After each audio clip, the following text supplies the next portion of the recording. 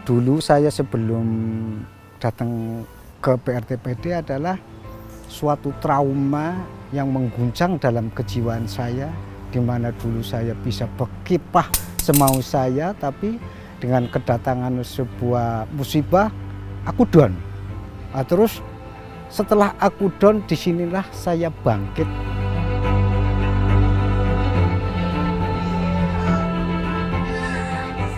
Yang jelas saya senang dengan adanya Bukarest dijadikan desa inklusi, setidaknya kan bisa untuk percontohan untuk desa yang lain, terus kayak pioner gitu kan, perintis gitu.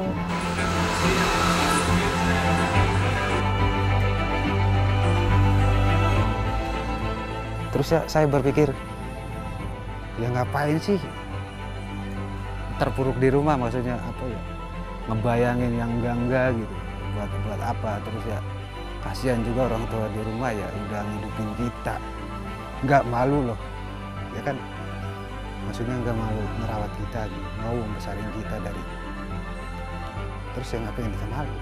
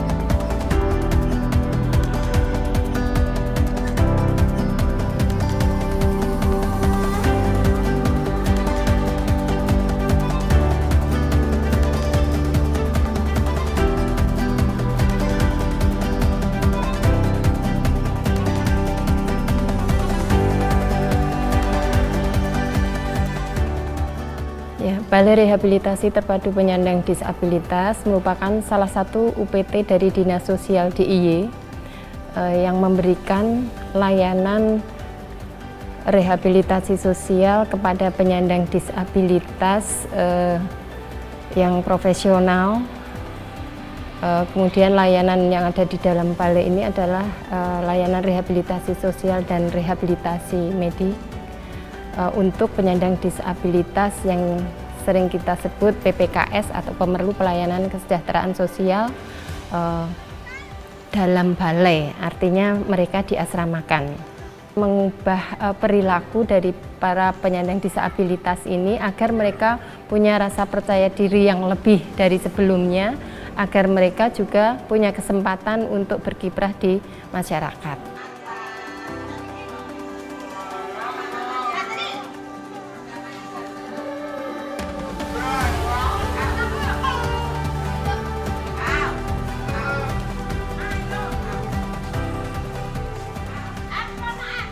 Di dalam rehab medik ada pemeriksaan kesehatan dasar, kemudian ada terapi antara lain fisioterapi, kemudian terapi wicara, kemudian juga ada pemeriksaan dan konsultasi dokter, kemudian konsultasi dengan psikolog, kemudian juga ada intervensi psikologi. Nah, ini terjadwalkan juga terapi-terapi penghidupan, yaitu berupa bekal keterampilan yang kita berikan kepada PPKS dengan harapan mereka pada saat nanti dilakukan terminasi atau pengakhiran layanan, mereka punya bekal keterampilan untuk mendukung kemampuan ekonominya.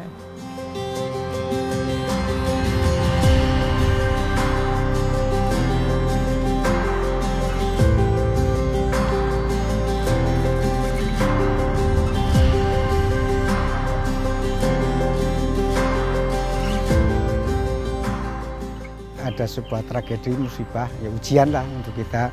Terus saya sendiri punya keinginan untuk menghilangkan rasa trauma itu, ya kita lampiaskan dengan sebuah kegiatan di sini, di antara salah satunya batik. yang pertama. Dan yang kedua ya mungkin batik itu buat bekal kita juga kelak setelah keluar dari BRTPD. Karena itu kan suatu bekal di mana akan mengekspresikan sebuah keinginan kita untuk mendapat ya penghasilan lah.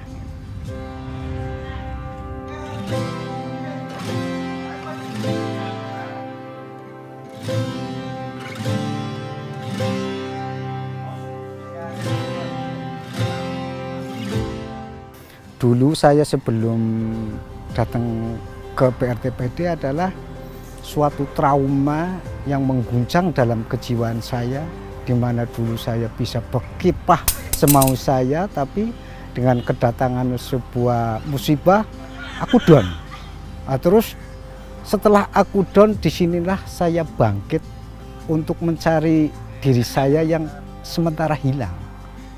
Dalam artian psikologis saya itu akhirnya bangkit untuk menyingkirkan suatu perasaan-perasaan yang negatif dalam diri saya sendiri. Terus saya harus bangkit gimana saya bisa menghidupi diri sendiri dengan segala apa yang ada di BRTPD. Ya diantara salah satunya ya keterampilan yang telah disiapkan oleh pegawai sininya. Ya intinya kita berikhtiar, tapi prerogatif pegangan kita hanya kepada Allah. Hanya itu aja. Kita pasti optimis lah akan hidup.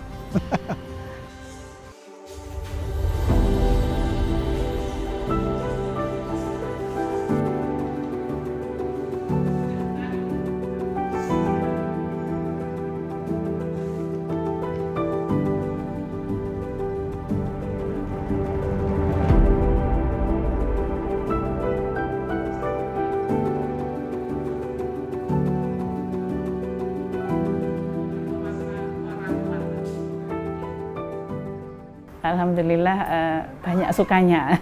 Kalau dukanya itu sedikit gitu, karena kadang-kadang anak-anak memang ada yang nangis, ada yang tahu-tahu marah. Saya harus bisa mendekati dia. Kenapa? Saya tanya pelan-pelan. Itu sudah kembali lagi ya kita belajar lagi. Memang kondisinya teman-teman kan tidak stabil, jadi kita yang sebagai instruktur harus sabar, kemudian kita mendalami apa toh yang mau anak-anak seperti ini.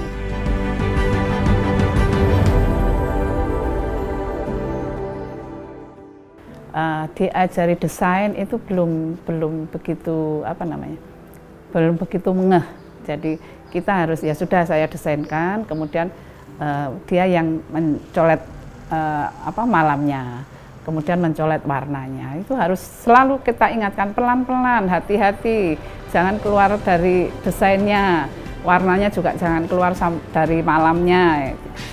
Jadi kita memang harus sabar. Saya berharap untuk teman-teman yang disabilitas ini bisa berjuang, bisa berkarya, jadi tidak dipandang sebelah mata dengan yang tetangga dan masyarakat umumnya, bisa berkarya kemudian menghasilkan sesuatu.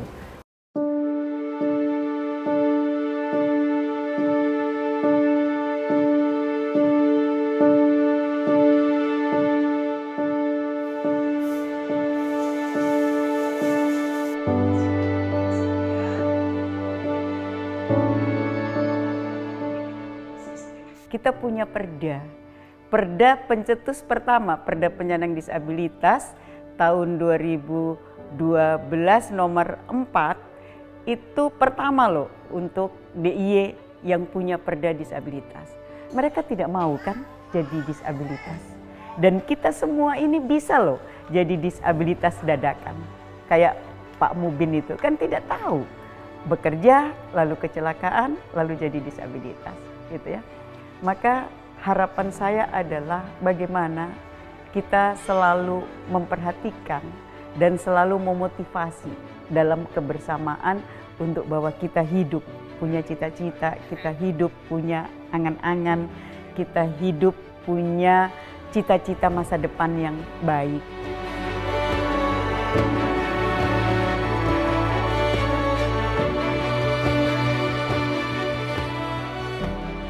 Kita punya UPTD Loka Bina Karya yang itu kita jadikan tempat untuk mendidik, melatih supaya teman-teman penyandang disabilitas itu lebih punya kompetensi.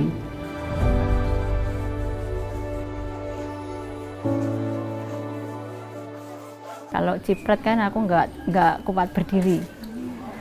Kalau itu tulis kan duduk gini kan bisa, saya beli kayak gini nulis kan bisa. Tapi kalau itu kan harus gerak sana, harus nyemur, harus ini, aku agak kesulitan.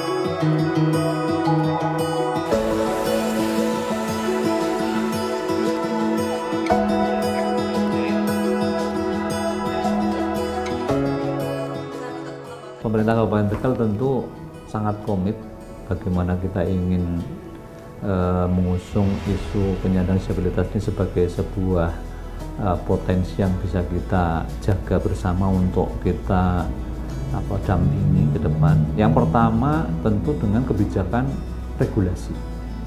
Regulasi dalam bentuk ketentuan yang itu bisa menaungi, melindungi dan memenuhi hak teman-teman penyandang disabilitas. Sudah ada Perda nomor 5 tahun 2021 yang diterbitkan Kabupaten Tegal.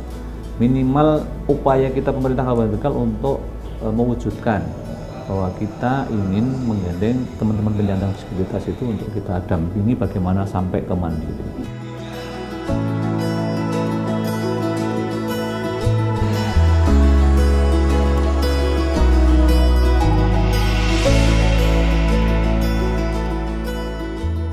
Juga ada perbubnya yang itu menjadi cuklak juknis untuk Perbub nomor 68 tahun 2022 yang itu sebagai titik awal kita dan kita bangun untuk minimal memauai regulasi pondasi untuk penanganan penyandang disabilitas di Kabupaten Tegal. Kita punya UPTD Loka Bina Karya yang itu kita jadikan tempat untuk mendidik, melatih supaya teman-teman penyandang disabilitas itu bisa lebih punya kompetensi atau minimal bisa mandiri ketika nanti harus dituntut tetap hidup mandiri dan tidak ketergantungan dengan orang lain.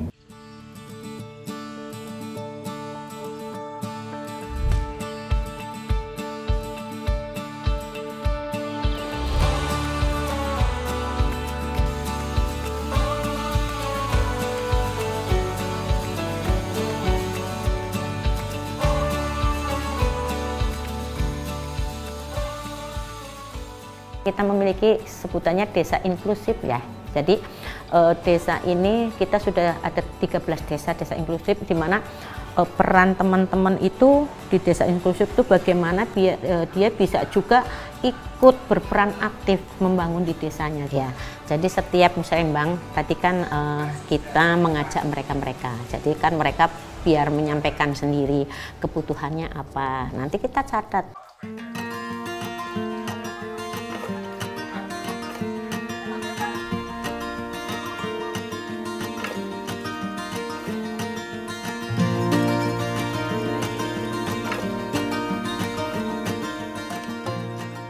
Nama saya Ibu Jami, ini dari sehari-harinya ya ibu rumah tangga.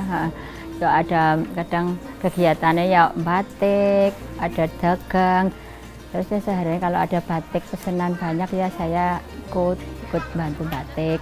Ya kalau batik, masalah batik, aku juga suka. Yang aku suka tapi batik tulis, ciprat juga suka. Kalau ciprat kan aku nggak kuat berdiri.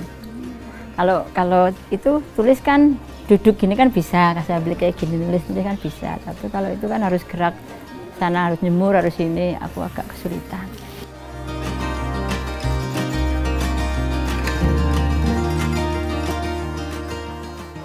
Biasanya kalau orang kantor itu kalau pesan itu banyak Mbak.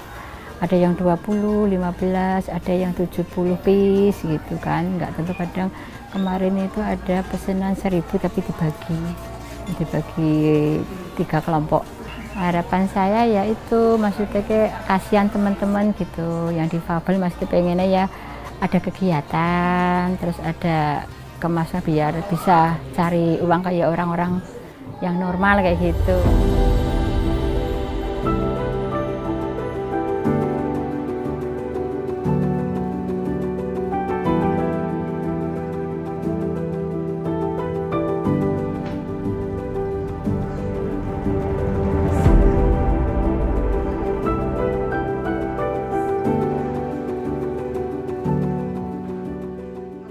Perkenalkan, nama saya Ari Susanti, umur 50 tahun. Saya adalah ibu dari anak Down syndrome, Alfa Reza Putra Reskia.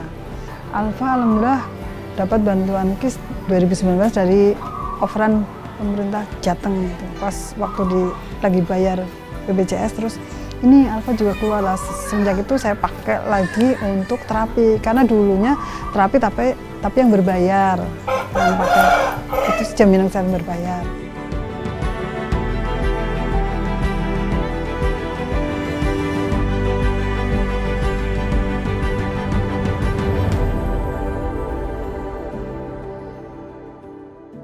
Yang jelas saya senang dengan adanya Bukar Gitu dijadikan desa inklusi, setidaknya kan bisa untuk percontohan untuk desa yang lain, terus kayak pioner gitu kan, perintis gitu. Setidaknya pemerintah desa ya, khususnya desa, terus pemerintah pusat pun akan tahu bahwa di Bukar Gitu ada inklusi lewat seperti itu. Saya senang lah Alfa ada penaungnya di desa, kepemerintahannya kan juga seperti itu. Bagaimana juga kan saya nggak mendampingi Alfa selamanya, tapi kalau masih ada dalam lindungan pemerintah kan mending itu seperti itu.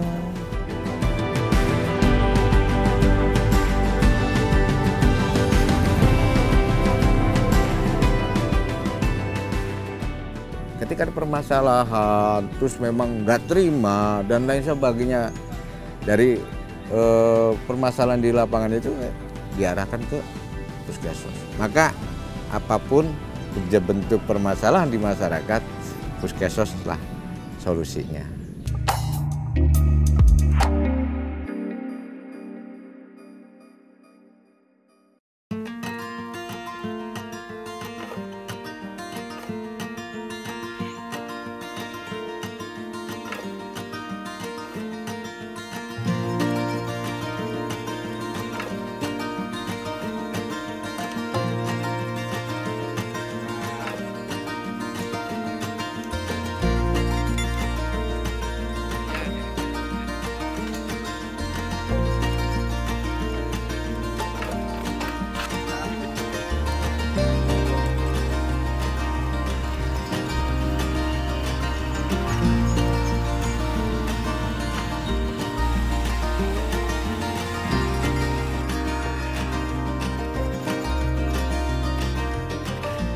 Tugas dan tanggung jawab TKSK itu adalah membantu dalam bidang kesejahteraan sosial di kecamatan masing-masing, baik pemetaan sosial, pendataan, dan koordinasi dengan pihak yang lain. Yang kedua, membantu permasalahan permasalahan yang ada di masyarakat dalam bidang kesejahteraan sosial. Kita harus bersinergi dengan pemerintah, kita harus bersinergi dengan koordinasi dengan yang lain agar menciptakan kesejahteraan di masyarakat.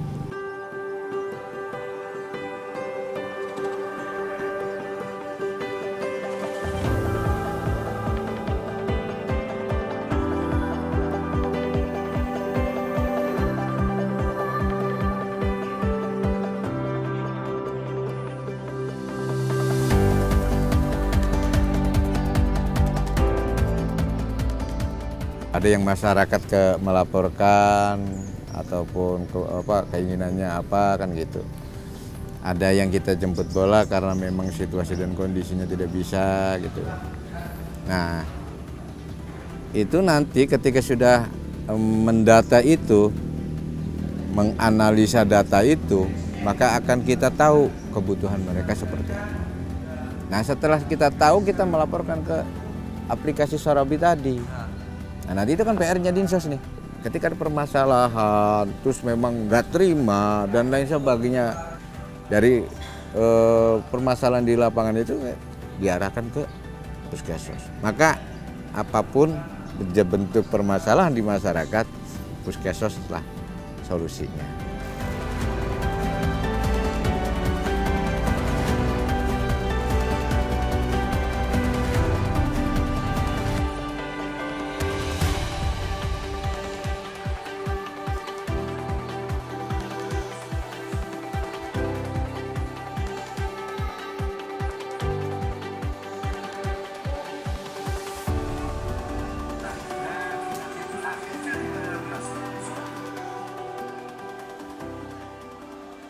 Awal kenal Pak Badrudin, kebetulan dia teman kakak saya di kantor desa ya, dia kelurahan.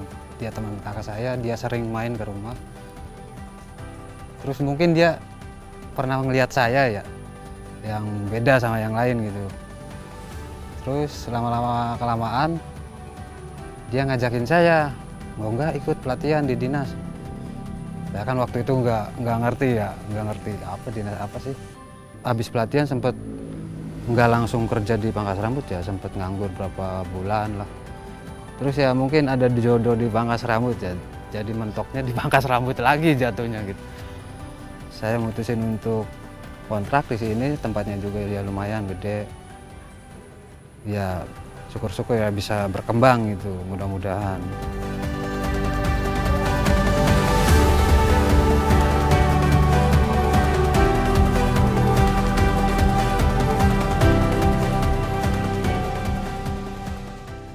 Terus ya saya berpikir, ya ngapain sih terpuruk di rumah, maksudnya apa ya, ngebayangin yang enggak gitu, buat apa. Terus ya kasihan juga orang tua di rumah ya, udah ngidupin kita, nggak malu loh, ya kan, maksudnya nggak malu ngerawat kita gitu, mau membesarin kita dari, terus ya ngapain kita malu.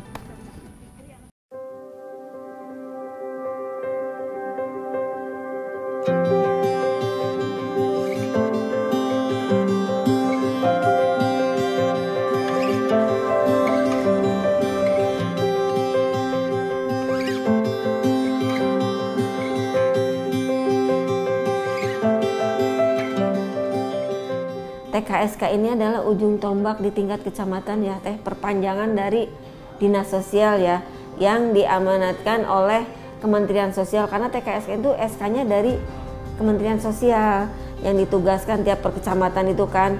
Nah mereka itu tugasnya ya memberikan pelayanan terkait dengan kesehatan sosial, karena dinas sosial fokus disabilitas, nah mereka juga harus hadir saat disabilitas terlantar itu membutuhkan, bekerja sama dengan PSM desa. Nah, Pak Bahrudin ya, ini emang TKSK terbaik di tahun 2024, mereka dapat penghargaan, ya memang beliau itu aktif di masyarakat. Kami juga sangat mengapresiasi.